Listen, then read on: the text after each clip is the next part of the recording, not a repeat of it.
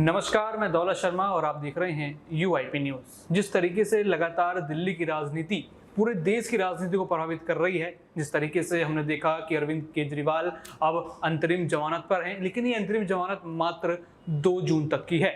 लेकिन यहाँ पर उन्होंने बीमारी की आशंका जताते हुए कहा कि कुछ टेस्ट उनको कराने हैं, जिसके लिए उनको 7 दिन की और जमानत चाहिए।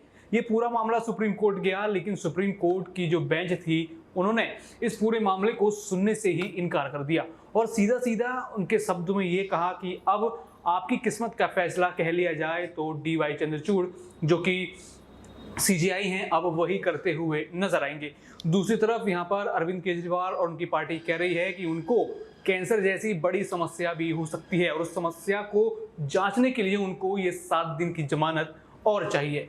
लेकिन अब यहाँ पर DY चंद्रचूड़ क्या करेंगे, क्या फैसला लेंगे, ये आगे देखना होगा। लेकिन क्या बीमारी के नाम पर अरविंद केजरीवाल यहाँ पर बचना चाहते हैं या फिर चुनावों पर और फोकस करने के लिए, क्योंकि 4 जून को रिजल्ट आएगा और 2 जून को वो वापस यहाँ पर उनको सरेंडर करना होगा, तो क्या अपनी सरेंडर की अवधि बढ़ाने के लिए और चुनावों पे ध्यान लगाने के लिए क्या अरविंद केजरीवाल ऐसा कर रहे हैं, ये जानेंगे। हमारे साथ हमारी साथी आशु हैं, उनसे यहाँ सवाल करेंगे। क्या आपको लगता है कि यहाँ पर अरविंद केजरीवाल जो बीमार हैं, एक्चुअल में उनकी कोई बीमारी है या फिर वो यहाँ पर कोई एक ढोंग कर रहे हैं, जिस तरीके से अन्य पार्टियां उनके ऊपर कह लिया जाए तंज कस रही है? ये 7 दिन का चक्कर क्या है? जी दौलत, अगर हम देखें कि उन्हें अपनी चुनावी कैंपेन के लिए अगर इस अंतिम जमानत को आगे बढ़वाना है और अगर इसे हम बहाना समझे तो बिल्कुल गलत होगा, क्योंकि उनकी जो सांसद है आतिशी, उनका ये स्टेटमेंट आया था कि जिस तरह के उनके सिम्टम्स हैं वो एक कैंसर भी हो सकता है, लेकिन है या नहीं ये जांच से पता होगा। तो देखें, अगर हर किसी को अधिकार है कि उन्हें पूरा मेडिकल ट्रीटमेंट दिया जाए और अभी जो उन पे चार्जेस लगे थे वो पूरी तरह से प्रूव नहीं हुए हैं, तो हम कह नहीं सकते कि वो आरोपी हैं। तो अगर इस तरह की उनकी कोई मांग है कि 7 दिन आगे बढ़ाया जाए, जिस तरीके के उनको सिटी स्कैन और बहुत सारे टेस्ट कराने हैं, तो बिल्कुल उन्हें ये होना चाहिए। ये कोई चुनावी मुद्दा नहीं है। वैसे भी 7वां चरण बहुत जल्द आने वाला है। इतने दिनों में जब वो पिछले उसमें अगर जनता को अपनी तरफ अट्रैक्ट नहीं कर पाए हैं, तो इन कुछ दिनों में भी वो नहीं कर पाएंगे। तो कहीं ना कहीं उनकी जो ये डिमांड है कोर्ट से कि 7 दिन और उनको बढ़ा दिया जाए, 7 दिन और उन्हें मोहलत दी जाए जिसमें वो अपने मेडिकल टेस्ट कराएं, तो ये बिल्कुल जायज है और शायद कोर्ट को इस पर सुनवाई कर लेनी चाहिए।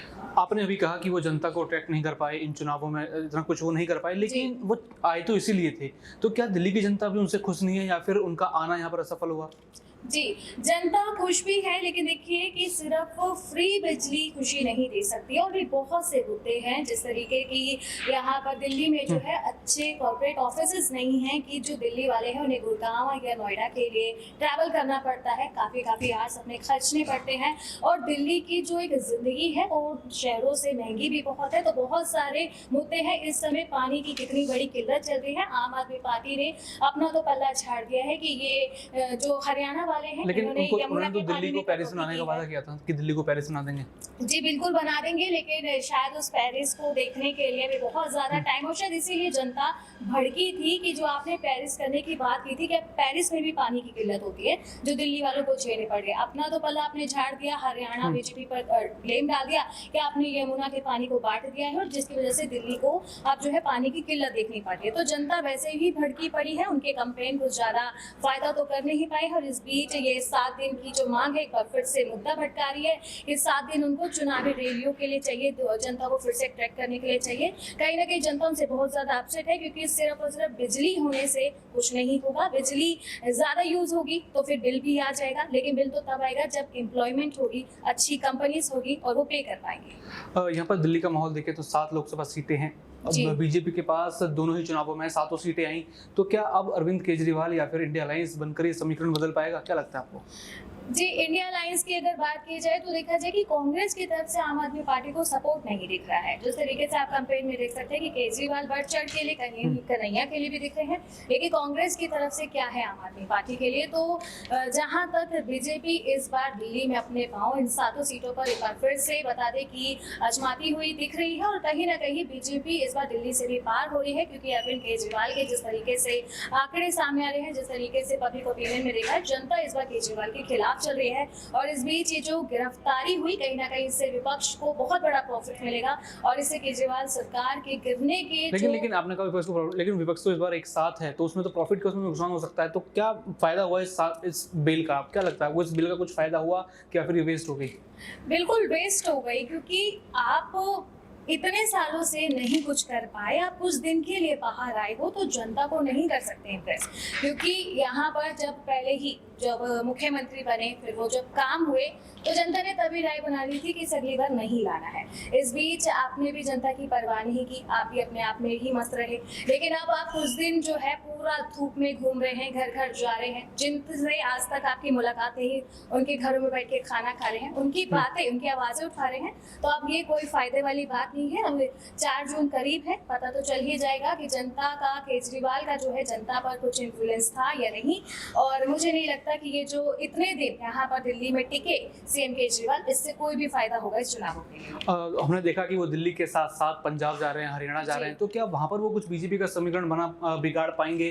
क्योंकि यहाँ पहले से ही मनोहर लाल खट्टर और बीजेपी की कई नीतियों से जनता नाराज है, तो क्या इसका प्रभाव केजरीवाल अपने पॉजिटिव में ले पाएंगे? जी बिल्कुल, पंजाब से लगता है, क्योंकि भगवंत मान जो है वहाँ से आम आदमी पार्टी के, उनसे जो बता दें कि काफी ज्यादा इम्प्रेस्ड है लोग, खासकर जो पंजाबी कम्युनिटी है वो बहुत ज्यादा इम्प्रेस्ड है। लेकिन यूथ की बात करें तो खुद जो सीएम है, जो पीकर विदेश में गिरते पड़ते दिख रहे थे, कहीं ना कहीं वहां से उनकी इमेज गिरी थी।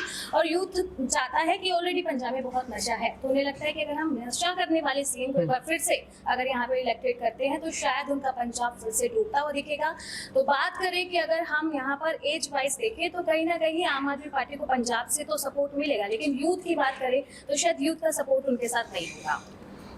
4 जून को नतीजे आने वाले हैं। यहाँ पर बीजेपी कह रही है 400 पार, तो क्या 400 पार संभव लगता है? कि जिस समय इंडिया अलायंस अपने पीक पर है, हमने देख रहे हैं अखिलेश यादव की रैलियों में कितनी भीड़ है, यहाँ राहुल गांधी की रैलियों में कितनी भीड़ है, तो क्या लगता है कि ये पेच फंसेगा या फिर आराम से 400 पार हो जाएगा? जी दौलत, भीड़ पे तो जाने वाला कोई सवाल ही नहीं उठता, क्योंकि भीड़ में अगर आप किसी 10 लोगों को पकड़ के उनसे पूछा जाए कि क्या मुद्दा था जो लेकर आए, तो पता चलेगा कि हमें चावल मिलने वाले थे इसलिए हम रैलियों में आ गए। और रही बात बीजेपी की 400 पार, तो 400 पार है, क्योंकि जनता के बीच कई बार उतरे हैं। उनका कहना है कि राम मंदिर मिल गया तो मोदी को एक बार फिर से पीएम बनाकर ही मानेंगे। तो मुझे नहीं लगता कि हम अब अखिलेश यादव या किसी और की रैली को देखकर ये कह सके कि इंडिया अलायंस जीत सकते हैं, ऐसा नहीं होने वाला।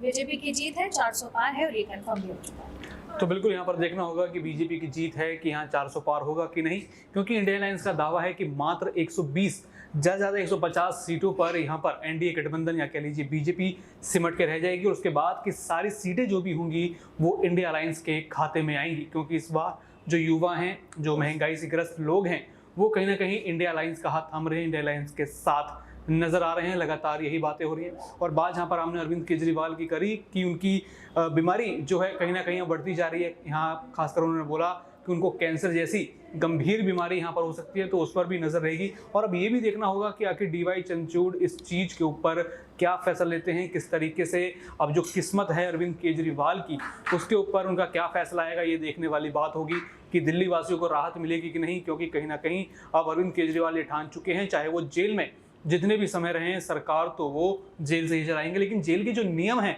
वो उनको सरकार चलाने नहीं देंगे। यानी फिर यहाँ पर एक और सवाल खड़ा होता है कि क्या दिल्ली में कोई मुख्यमंत्री बदलेगा? यही सवाल अब आखिरी सवाल रहेगा हमारा। अजू, क्या दिल्ली में मुख्यमंत्री का चेहरा बदल सकता है? अरविंद केजरीवाल तो ये ठान चुके हैं कि चाहे कुछ भी हो जाए, कितने दिन जेल में रहना पड़े, मैं जेल में रहूंगा, लेकिन मुख्यमंत्री तो मैं ही रहूंगा, कोई और चेहरा नहीं होगा। क्योंकि बीजेपी यही चाहती है कि बस मेरे को कुर्सी से हटाया जाए, लेकिन जो जेल के नियम है वो उनको अनुमति इतनी नहीं देते। तो क्या चेहरा बदलेगा और वो चेहरा कौन हो सकता है?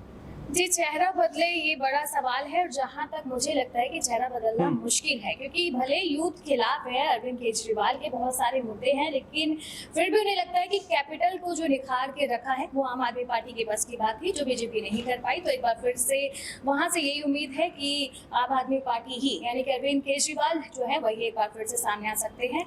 और इसी के साथ अगर वो जेल में होते हैं, जी जेल में होते हैं, तो मुझे लगता है कि उनके बाद अगर कोई उस चेहरे को अगर कोई बदल सकता है तो शायद आतिशी सिंह बताते हैं यहाँ पर अगले सीएम जो दिल्ली से होंगे उनका चेहरा हो सकती है। बिल्कुल, यहाँ पर जो डिबेट थी कि आतिशी होंगी या सुनीता केजरीवाल होंगी, उस पर भी जल्द से जल्द मोहर लग जाएगी जब अरविंद केजरीवाल फिर दोबारा 2 तारीख को सरेंडर करेंगे। लेकिन 2 तारीख से पहले ये जो फैसला डीवाई चंद्रचूड़ करेंगे वो कहीं ना कहीं उनके लिए बड़ा फैसला साबित हो सकता है। तो देखना होगा कि आखिर 4 जून से पहले और कितनी राजनीति यहाँ पर होगी और अरविंद केजरीवाल को सेहत को लेकर और क्या बड़ी अपडेट यहाँ पर आने वाली है। बाकी और भी ऐसे मुद्दे जानने के लिए देखते रहिए UIP न्यूज़। धन्यवाद।